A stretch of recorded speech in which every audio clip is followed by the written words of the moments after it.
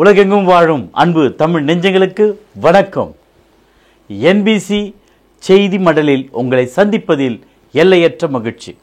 அன்பு தமிழ் சொந்தங்களே, வாருங்கள் நமது செய்தி மடலில் கிறிஸ்தவ பெரியார் டாக்டர் பீட்டர் சாலமன் ஐயா அவர்களை சந்திக்கலாம்.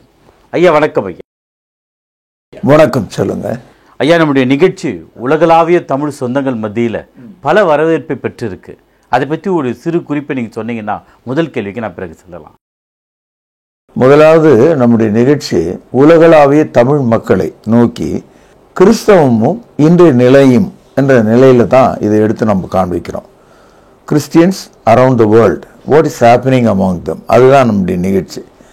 அதில் குறிப்பாக வேத வசனத்தோடு இன்றைய சூழலை நாம் எடுத்து ஜனங்களுக்கு காண்பிக்கிறோம்.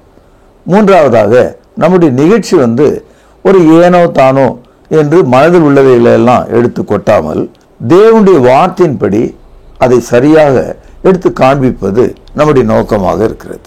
ஐயா, பழைய ஏற்பாட்டில் பேசப்பட்ட ஆர்க் ஆஃப் தி கவனன்ட், உடன்படிக்கை பெட்டி, அது இப்பொழுது எங்கேயா இருக்கிறது? அதாவது இஸ்ரவேலர்கள் மத்தியில தேவன் வாசமா இருக்கும்படி இஸ்ரவேல் ஜனங்களுக்காக மோசையின் மூலமாக அந்த உடன்படிக்கை பெட்டியை தேவன் கொடுத்தார். அந்த உடன்படிக்கை பெட்டி ஒரு கூடாரத்துக்குள்ள மூன்றாவது அறையில் வைக்கப்பட்டது.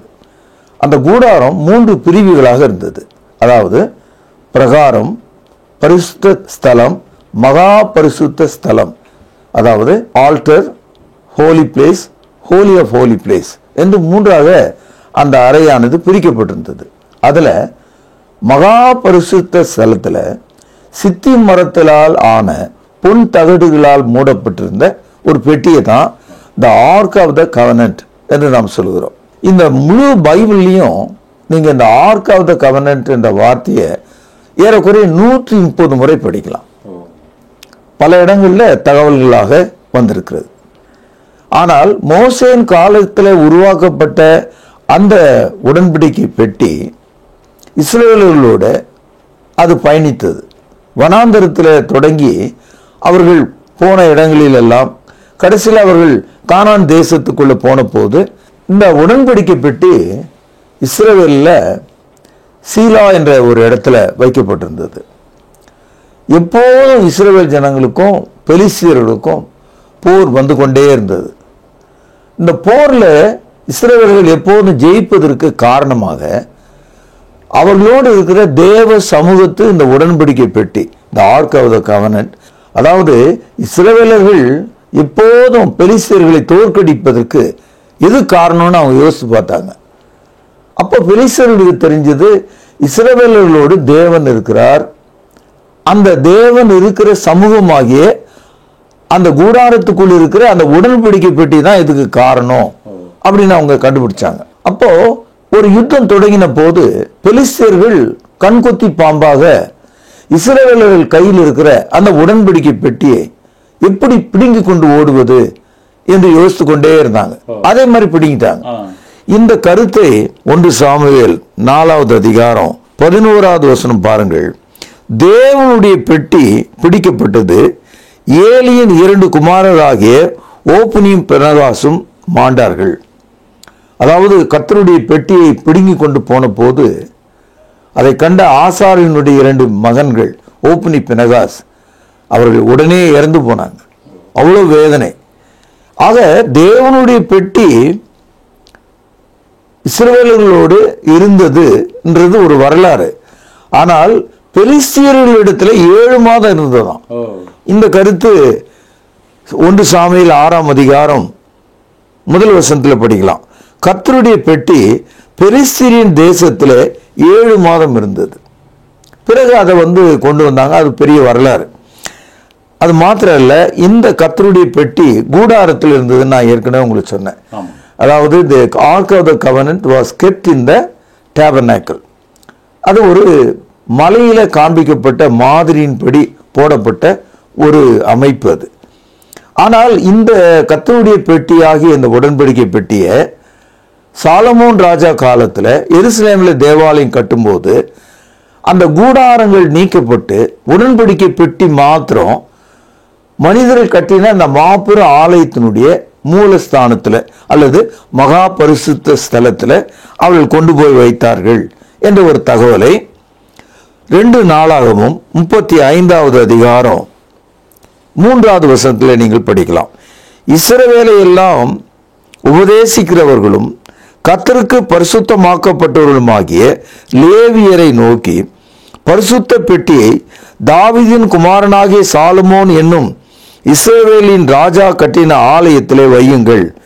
தோளின் மேல் அதை சுமக்கும் பாரம் உங்களுக்கு உரியதல்ல. இப்போது நீங்கள் உங்கள் தேவனாகிய கர்த்தருக்கும் அவருடைய ஜனமாகிய இஸ்ரவேலருக்கும் ஊழியம் செய்து. அதாவது இந்த கூடாரம், உடன்படிக்கை பெட்டி என்று சொல்லப்பட்டவைகள் மோசே காலத்துக்கு பிறகு சாலமோன் கட்டின மாபெரும் தேவாலயத்துக்குள்ள கொண்டு வந்து அதை வைத்து விட்டார்கள். அந்த உடன்படிக்கை பெட்டி உள்ளே வைக்கப்பட்ட காலத்திலேயே இந்த கூடாரம் என்ற முறை, இந்த டேபர்னாக்கிள் என்ற முறை நீக்கப்பட்டு விட்டது. ஏன்னா உடன்படிக்கை பெட்டியானது constituted and placed in a permanent building, that is at Jerusalem. அந்த எருசலேம் தேவாலயத்துக்குள்ள அது வைக்கப்பட்டது. இந்த தேவாலயமும் இந்த உடன்படிக்கை பெட்டிகளும் அதுக்கு பிறகு வந்த, அதாவது இயேசு கிறிஸ்துக்கு முன்னால ஏறக்குறைய ஒரு 606வது ஆண்டுல 605வது வருஷத்துக்குள்ள பாபிலோனிய பேரரசன் நேபுகாத் நேச்சார் படையெடுத்து வந்து எருசலேமை சுற்றி அதை முற்றுகையிட்டு எருசலேமை முழுவதையும் தீ கொளுத்தி அந்த ஆலயத்தில் உள்ள எல்லா பொருட்களையும் அவன் எடுத்துக்கொண்டு போயிட்டான். அது மாத்திரம் இல்ல, அன்றைக்கு இருந்த அரசனை சிறைப்படுத்தி இளைஞர்களை சங்கிலிகளால் கட்டி தன்னுடைய தேசத்துக்கு அழைத்து கொண்டு போனான். இதான் வந்து பைபிள்ல த 70 years ஆஃப் ஸ்லேவரி, 70 ஆண்டு காலம் யூதர்கள் பாபிலோன்ல அடிமைகளாக இருந்தார்கள் என்ற ஒரு தகவலாக நாம் படிக்கிறோம். ஆகவே நீங்க கேட்டபடி உடன்படிக்கை பெட்டி என்று பழைய ஏற்பாட்டில் படிக்கிற அந்த ஆர்க் ஆஃப் த கவெனன்ட் இஸ்ரவேலர்களுடைய வாழ்க்கை காலத்திலேயே 7 மாதம் பெலிஸ்தர் கையில் இருந்தது. பிறகு இயேசு கிறிஸ்து பிறப்பதற்கு 600 ஆண்டுகளுக்கு முன்னால பாபிலோனிய பேரரசனாகிய நேபுகாத் நேச்சார் அதை எடுத்துக்கொண்டு போய்விட்டதாக ஒரு குறிப்பு இருக்கிறது. இந்த குறிப்பை 2 ராஜாக்கள் 24வது அதிகாரம் 14 சில வசனங்களில் நாம் பார்க்கலாம்.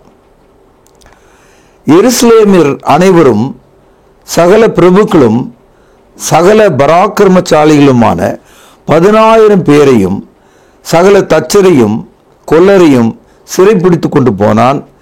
தேசத்திலே ஏழைகளே அல்லாமல் வேறு ஒருவரும் மீதியா இருக்கவில்லை. 2 ராஜாக்கள் 24ஆம் அதிகாரம் 13வது வசனம் பாருங்க.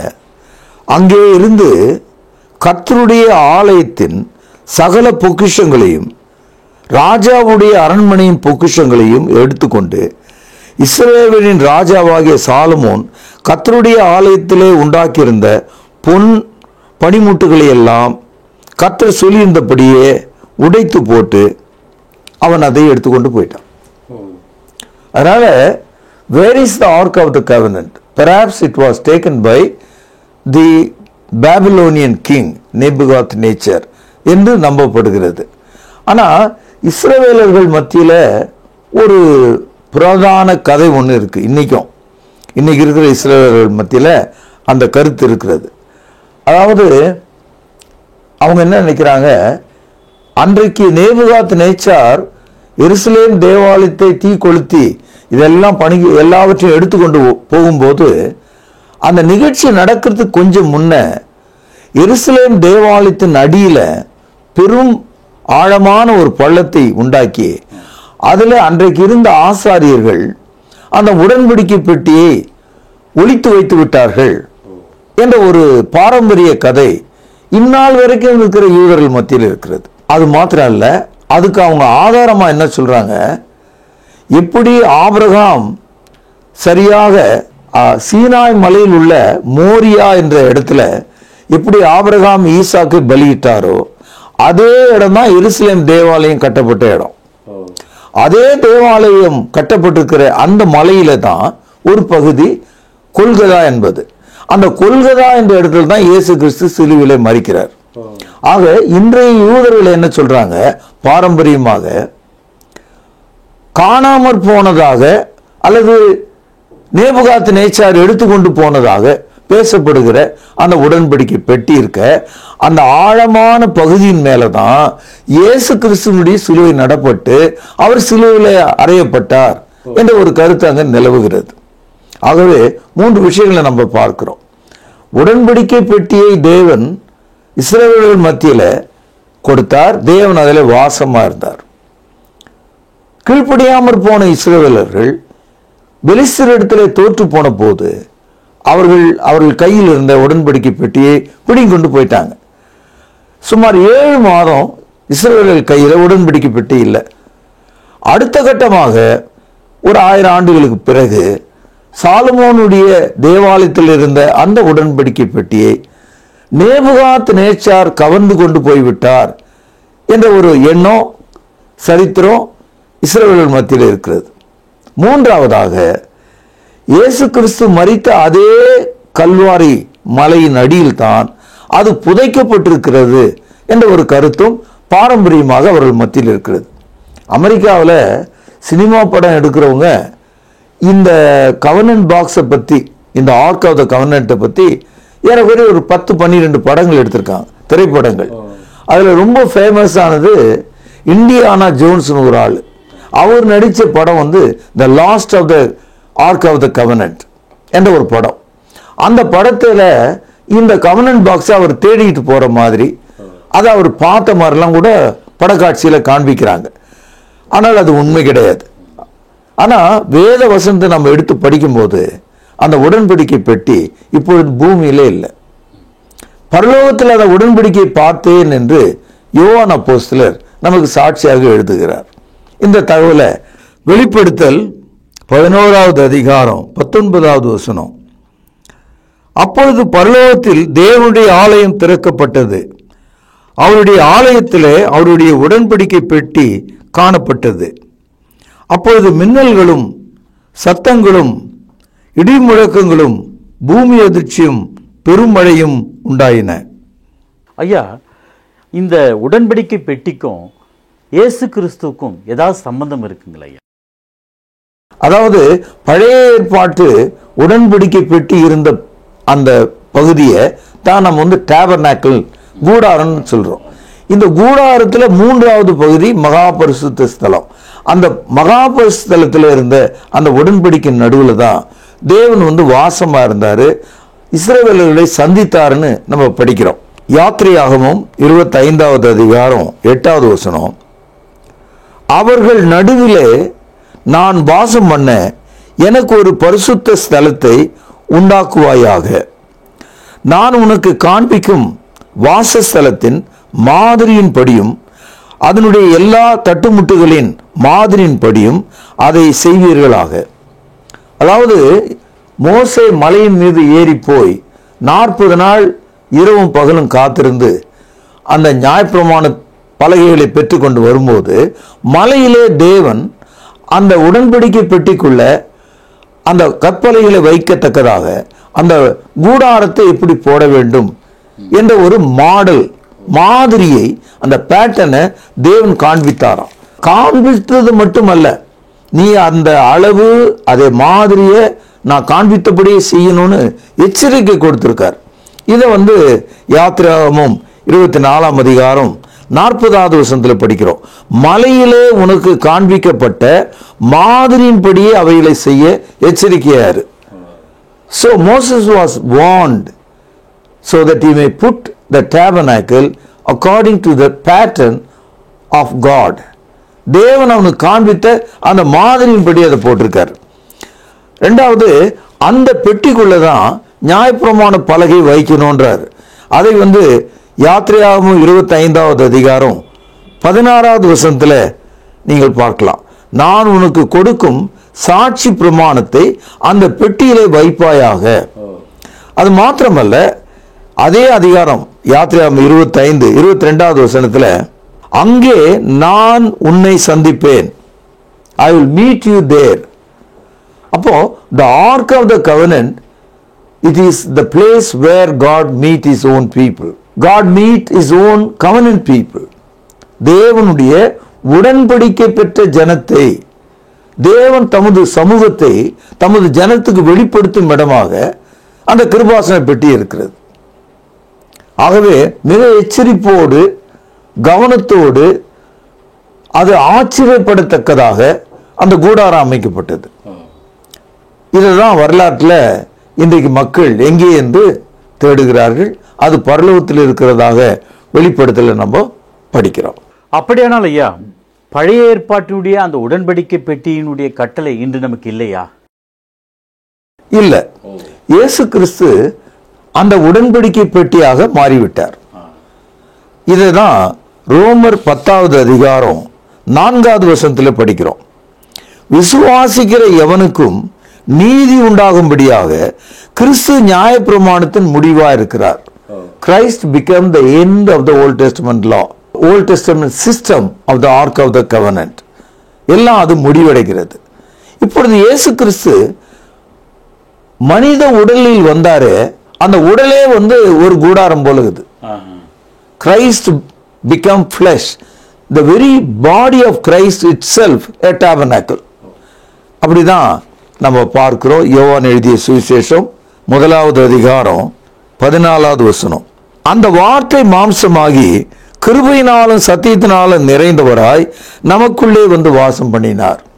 எப்படி பழைய ஏற்பாட்டு காலத்தில் தேவன் அந்த கூடாரத்துக்குள்ளே வாசம் பண்ணினாரோ, அதை விட மேலாக மனிதர்களாகிய நம்மை போன்ற உடலுக்குள்ள தேவன் வாசம் பண்ணினார். அவர் வாசம் பண்ணும்போது அவருடைய மகிமையை கண்டோம். அது பிதாவுக்கு ஒரே பேரானவருடைய மகிமைக்கு ஏற்ற மகிமையாகவே இருந்தது. அந்த பழைய ஏற்பாட்டு கூடாரம் பூமியில அமைக்கப்பட்ட போது மாபெரும் இடி முழக்கங்களும் வெளிச்சமும் மின்னலும் உண்டாயிற்று. மகிமை போல அது தெரிந்தது. அதை விட அதிகமான மகிமை, பிதாவுக்கு ஏற்ற மகிமையாக கிறிஸ்து இருக்கிறார். ஆகவே கிறிஸ்துவனுடைய சரீரம் இப்பொழுது நமக்கு புதிய ஏற்பாட்டு கூடாரமாக, கிறிஸ்துவனுடைய சரீரத்தின் வழியாக நாம் தேவனுக்கு பிரியமான மக்களாக நாம் மாறுகிறோம். கிறிஸ்து நம்முடைய உடன்படிக்கையின் அதிகாரமாக, பிணையாளியாக இருக்கிறார். மத்தேயு 26வது அதிகாரம் 28வது வசனம். இது பாவ மன்னிப்பு உண்டாகும்படி அநேகருக்காக சிந்தப்படுகிற புது உடன்படிக்கைக்குரிய என்னுடைய இரத்தமாயிருக்கிறது. இப்போ பழைய ஏற்பாட்டு காலத்துல கூட ரத்தம் மனிதனுடைய பாவத்தை போக்குவதற்காக ஒரு ஆட்டுக்குட்டியினுடைய ரத்தத்தை பலி செலுத்தினாங்க. இப்போ புதிய உடன்படிக்கை ஆகிய இந்த நியூ டெஸ்டமெண்ட்டுக்குள்ள நம்ம வரும்போது கிறிஸ்துவனுடைய மரணத்தில் சிந்தப்பட்ட ரத்தம் புது உடன்படிக்கையின் ரத்தமாக இருக்கிறது. கிறிஸ்து நமக்கு கூடாரமாக இருக்கிறார். கிறிஸ்து நமக்கு உடன்படிக்கை பெட்டியாக இருக்கிறார். எபிரேயர் 10வது அதிகாரம் 20வது வசனம். ஆகையால் சகோதரரே, நாம் பரிசுத்த ஸ்தலத்திலே பிரவேசிப்பதற்கு இயேசுவானவர் தமது மாம்சமாகிய திரையின் வழியாய் புதிய ஜீவனுமான மார்க்கத்தை நமக்கு உண்டு பண்ணினபடியால், அதாவது பழைய ஏற்பாட்டு காலத்துல அந்த கூடாரத்துக்குள்ள பிரவேசிக்கும் போது அவர்களுக்கு ஒரு திரைச்சீலை தடையாக இருந்ததாம். அதாவது பரிசுத்த ஸ்தலத்துக்கும் மகா பரிசுத்த ஸ்தலத்துக்கும் இடையில ஒரு திரைச்சீலை இருந்ததாம், ஒரு வெயில் இருந்ததாம். அந்த திரைச்சீலையை கடந்து செல்ல யாருக்கு அதிகாரம் இல்லை. பிரதான ஆசாரியன் பழுதற்ற ஆட்டுக்குட்டியின் ரத்தத்தோடு ஆண்டுக்கு ஒரு முறை தான் அதுக்குள்ள போக முடியும். அந்த ஒரு சூழல்ல அந்த திரைச்சீலை என்பது அவர்களுக்கு ஒரு காவலாக, தடையாக இருந்தது. அதுபோல சிலுவையிலே கிழிக்கப்பட்ட இயேசுவினுடைய சரீரம் ஒரு திரைச்சீலை போல இருந்தான். அந்த திரையின் வழியாக, அவருடைய மாம்சத்தின் வழியாக நாம் பரலோகத்தில் இருக்கிற தேவனை நோக்கி செல்வதற்கு இயேசு நமக்கு வழியாக ஒரு புதிய உடன்படிக்கையாக இருக்கிறார். மத்தேயு எழுதிய சுவிசேஷம் 27வது அதிகாரம் 50-51 வசனங்கள். இயேசு மறுபடியும் மகா சத்தமாய் கூப்பிட்டு ஆவியை விட்டார். கவனிங்கள். அப்பொழுது தேவாலயத்தினுடைய திரைச்சீலை மேல் தொடங்கி கீழ் வரைக்கும் இரண்டாக கிழிந்தது, பூமி மதிர்ந்தது, கண்மலைகளும் பிளந்தது. இயேசு கிறிஸ்து சிலுவையிலே மரித்த போது அவருடைய ஆவியார் கடைசியாக விட்ட போது அவர் சிலுவையில் இருக்கிறார். ஆனால் எருசலேம் தேவாலயத்தில் அதுவரைக்கும் பாதுகாப்பாக இருந்த அந்த திரைச்சீலையை, அந்த திரைச்சீலைக்கு என்ன நிகழ்ந்தது என்று ஆச்சரியத்தோடு ஆவியானவர் சொல்கிறார். மேலிருந்து கீழாக அந்த திரைச்சீலை ரெண்டாக கிழிக்கப்பட்டதான், ரெண்டாயிடுச்சு. அதனுடைய அர்த்தம் என்னன்னா, அந்த திரைச்சீலைக்குள்ள எல்லாரும் பாருங்கள், உங்களுக்காக ஒரு புதிய திரைச்சீலை சிலுவையில தமது சரீரத்தின் வழியாக தேவன் நமக்கு காண்பிக்கிறதுனால we have a better veil on the cross. Therefore the Old Testament veil was totally torn into two pieces. பழைய ஏற்பாட்டு திரைச்சீலை ரெண்டாக கிழிந்து விட்டது, தடை நீங்கிட்டது. ஒரு புதிய திரைச்சீலையை நமக்கு காண்பிக்கிறார். அதுபோல பழைய ஏற்பாட்டு கூடாரத்துக்குள்ள குத்து விளக்கு இருந்தது. அதே போல இஸ்ரவேலுடைய நினைவாக அங்கு 12 அப்பங்கள் வைக்கப்பட்டது. இந்த ரெண்டையும் இயேசு நமக்கு செய்கிறார். இயேசு தம்முடைய வாழ்க்கையில நமக்கு வெளிச்சத்தை தருகிறார். இயேசு தமது உடன்படிக்கையின் வழியாக அப்பம் ரசம் என்ற அந்த போஜனத்தை நமக்கு தருகிறார். The Lord's Supper become the true bread of life நமக்கு. அதனால தான் சொல்றாரு, நானே ஜீவ அப்பம் என்று சொல்றார். கிறிஸ்து நமக்கு ஒளியாகவும் இருக்கிறார், அப்பமாகவும் இருக்கிறார், திரைச்சீலையாகவும் இருக்கிறார், நாம் பிரவேசிக்கும் வழியாகவும் இருக்கிறார். அது மாத்திரமல்ல, எபிரேய ஆசிரியர் இந்த கருத்துக்களை எல்லாம் ஒன்று திரட்டி ஒரு கருத்தை சொல்கிறார். இத எபிரேயர் 10வது அதிகாரத்தில் இந்த கருத்துக்களை நம்ம கவனிக்கலாம். முதலாவது 10வது அதிகாரம் 10வது வசனத்தில், இயேசு கிறிஸ்துவினுடைய சரீரம் ஒரே தரம் பலியிடப்பட்டதனால அந்த சித்தத்தின்படி நாம் பரிசுத்தமாக்கப்பட்டிருக்கிறோம். ஒவ்வொரு நாளும் இயேசு சிலுவையில் மரிக்கலை, இப்போ ஒரு முறை மரித்தார் எல்லா ஜனங்களுக்காகவும்.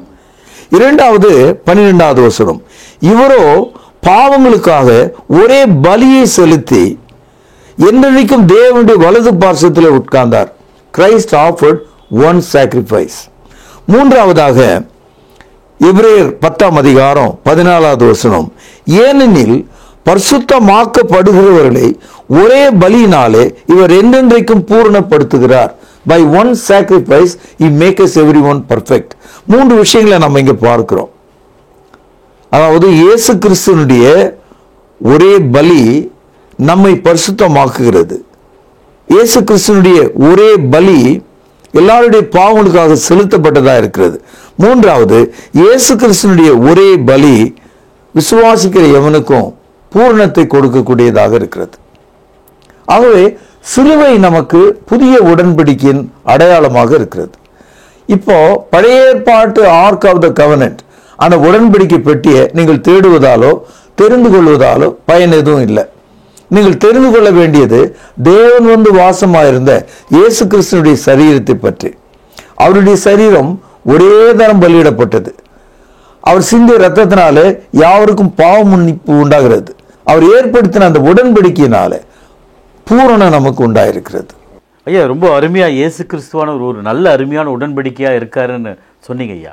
அப்போ இந்த உடன்படிக்கை பெட்டிக்கும் கிறிஸ்தவர்களுக்கு ஏதாவது தொடர்பு இருக்குங்களா? கிறிஸ்தவர்கள் இயேசு கிறிஸ்துனுடைய இரத்தத்தினாலே பலியினாலே பரிசுத்தமாக்கப்பட்ட போது அவர்கள் பழைய மனிதர்களாக இல்லை. தேவன் வந்து வாசம் செய்கிற தேவனுடைய ஆலயமாகவே மாறிவிடுகிறார்கள். 2 கொரிந்தியர் 5வது அதிகாரம் 17வது வசனம், இப்படி இருக்க ஒருவன் கிறிஸ்துவுக்குள் இருந்தால் புது சிருஷ்டியா இருக்கிறான், பழையவைகள் எல்லாம் ஒழிந்து போயின. அதாவது இந்த புதிய உடன்படிக்கை பெட்டிக்குள்ள வருவது போல கிறிஸ்துக்குள்ள வருகிற ஒவ்வொரு மனிதனும் புதிய சிருஷ்டியா இருக்கிறான். இப்போ புதிய சிருஷ்டியா இருக்கிற இந்த மனிதன் தேவன் வாசம் செய்கிற தேவனுடைய ஆலயம் போல மாறுகிறான். 1 கொரிந்தியர் 3வது அதிகாரம் 16வது வசனம், நீங்கள் தேவனுடைய ஆலயமா இருக்கிறீர்கள் என்றும் தேவனுடைய ஆவி உங்களில் வாசமா இருக்கிறார் என்றும் அறியாதிருக்கிறீர்களா? ஆகவே இப்போ தேவன் என்ன செய்தாரு, கிறிஸ்துவாகிய அந்த உடன்படிக்கையை பெட்டிய நம்முடைய இருதயங்களில் வைத்து விட்டார். நாம் ஆசாரியர்களாக தேவனுக்கு பிரியமாக ஆலயமாக மாறுகிறோம். அதனால்தான் கிறிஸ்தவர்கள் ஆசாரியர்கள் என்று அழைக்கப்படுறாங்க. Christians are called priests because we have the covenant box within ourselves. We can go to God through our prayer. நம்முடைய ஜெபத்தின் வழியாக, தொழுகையின் வழியாக நாம் தேவனிடத்தில் சேருகிறோம். நாம் ஒவ்வொருவரும் இப்பொழுது ஆசாரியர்களாக இருக்கிறோம். பழைய ஏற்பாட்டு காலத்தில் ஒரு ஆசாரியன் இருந்தான். புதிய ஏற்பாட்டு காலத்தில் இயேசு கிறிஸ்து நமக்கு பலியாகவும் பலிப்பீடமாகவும் உடன்படிக்கை பெட்டியாகவும் இரத்தம் சிந்திய பாவ மன்னிப்பாக இருக்கிறதுனால நாம் தேவனுடைய ஆலயமாக இருக்கிறோம். நாம் தேவனுடைய ஆசாரியர்களாக இருக்கிறோம். 1 பேதுரு 2வது அதிகாரம் 5வது வசனம், ஜீவன் உள்ள கற்களைப் போல ஆவிக்கேற்ற மாளிகையாகவும் இயேசு கிறிஸ்து மூலமாய், கவனிங்க, தேவனுக்கு பிரியமான ஆவிக்கேற்ற பலிகளை செலுத்தும்படிக்கு பரிசுத்த ஆசாரிய கூட்டமாயும் கட்டப்பட்டு வருகிறீர்கள். அப்படியானால் every Christian is a priest and God's ark of the covenant, it is in our heart by faith. விசுவாசத்தினாலே தேவனுடைய உடன்படிக்கை பெட்டியாகி இயேசு கிறிஸ்து நம்முடைய இருதயங்கள் வாசம் பண்ணும்போது நாம் ஒவ்வொருவரும் ஒரு ஜீவனுள்ள கல்லை போல, ஒரு கூடாரமாக, பலி செலுத்தும் ஆசாரியர்களைப் போல இருக்கிறோம். ஐயா, இன்றைய செய்தி மடல் ஒரு நல்ல ஒரு மாற்றத்தையும் தாக்கத்தையும் உண்டாக்கும் நான் நம்புறேன் ஐயா. ஆசரிப்பு கூடாரத்தை பற்றியும் அதனுக்குள் இருந்த உடன்படிக்கை பெட்டியும் இன்றைய நாளில் இயேசு கிறிஸ்து எங்கே இருக்க வேண்டும் என்பதை பற்றியும் மிகவும் நேர்த்தியா அழகா சொன்னீங்க ஐயா. ரொம்ப நன்றிங்க ஐயா. வணக்கம் நேயர்களே, மீண்டும் NBC செய்தி மடலில் உங்களை சந்திக்கும் வரை உங்களிடமிருந்து விடைபெறுவது உங்கள் அன்பு அறிவிப்பாளன் சார்லஸ் எஸ் குணசேகரன். நன்றி, வணக்கம். அன்பான சகோதர சகோதரிகளை மீண்டும் சந்திப்பதில் நான் மகிழ்ச்சி அடைகிறேன். விசேஷமாக உங்களிடத்தில் ஒரு வேண்டுகோள், ஒரு ரெக்வெஸ்ட் என்ன அப்படின்னா, நம்முடைய பைபிள் அவர் ப்ரோக்ராம் பலவிதமான சேனல்களில் வருது. அதோடு கூட ரொம்ப முக்கியமாக இப்பொழுது உங்களிடத்தில் பொதுவாகவே நம்ம திருமறை நேரம் நிகழ்ச்சியில் பணம் கொடுங்க, இதை நம்பர் பாருங்கள், அனுப்புங்க அப்படின்னு நம்ம கேட்டதே கிடையாது. ஆனால் மிகப்பெரிய ஒரு ரெக்வெஸ்ட்டை, மிகப்பெரிய ஒரு விண்ணப்பத்தை உங்கள் முன்னால் நான் இப்போ வைக்கலான் இருக்கேன். அது என்னென்னா, நம்முடைய பைபிள் அவர் டிவியினுடைய யூடியூப் சேனலை நீங்கள் பார்க்குறீங்க நிறைய பேர். ஒரே ஒரு விஷயம், அதை பிறருக்கு அறிமுகம் செய்யுங்கள். அடுத்தது சப்ஸ்கிரைப் பண்ணுங்கள். இந்த லைக் பண்ணுங்கன்னு நான் சொல்ல மாட்டேன், அக்செப்ட் பண்ணுங்கள். ஏன்னா ட்ரூத் இல்லையா அது, அதை நாம் அக்செப்ட் தானே பண்ணணும் இல்லையா? அடுத்தது அந்த வியூஸ் எவ்வளவு பார்க்குறாங்களோ அவ்வளவு தூரத்துக்கு நாம் அந்த வசன விதைகளை இன்னொருவருக்கு நாம் கொண்டு சென்றதாக இருக்கும். பழைய ஏற்பாட்டு காலத்தில் குஷ்ரோகிகள் எல்லாருமே சாகிற ஒரு தருவாயில் ஊரே இருக்குது, பட்டணமே இருக்குது. இவங்க அந்த கோட்டையினுடைய எல்லைக்கு வந்த உடனே பகைஞரெல்லாம் ஓடி போயிட்டு உணவுப் பொருள்லாம் கிடக்கிறத பார்த்த உடனே, ஆஹா, இந்த நற்செய்தியை நாம் சொல்லாமல் போனால் நமக்கு ஐயோ என்று சொல்லி அவங்க நல்ல செய்தியை கொண்டு போய் ஊரில் சொன்னாங்க. அதுபோல இந்த சுவிசேஷம், இந்த சத்தியம், இந்த கிறிஸ்தவ விழிப்புணர்வு ஒருவர் பேச, அதை மற்றவர்களுக்கு அறிமுகம் செய்கிற ஒரு வேலையை, ஒரு அந்திரியாவினுடைய வேலையை அவர் தானே பண்ணார். இயேசுவை கண்டேன், வந்து பாருங்க அப்படின்னார்.